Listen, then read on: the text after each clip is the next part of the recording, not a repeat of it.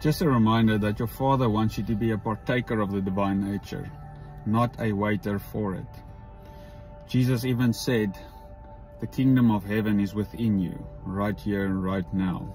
We sometimes push this off to the future and we wait for salvation. We don't take it right now. If you think about partaking, you can have a table of food, delicious food in front of you. It's available to you.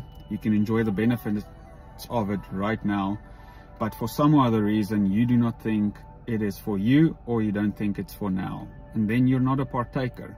But Dad even said, it is my good pleasure to give you the kingdom.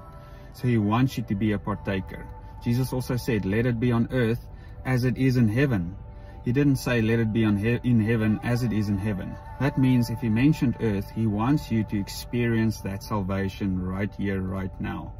There's examples of this in the Bible even, where people were willing to reach out their hand and take what's already available. The woman with the hem on the garment. There wasn't any rules. She just believed that if she stretched out her hand and touched the hem of his garment, she would be healed.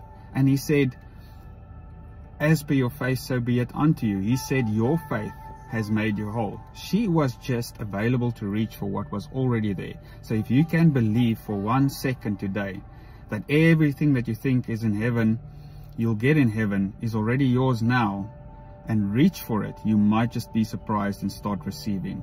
And it's your Father's good pleasure. That's why he said he wants you to know that it is his good pleasure for you to have it. He wants you to reach for it. He loves you immensely, and that's what he came to reveal, came to give. It's a free gift, and he just wants his children to partake. Partake, enjoy, benefit.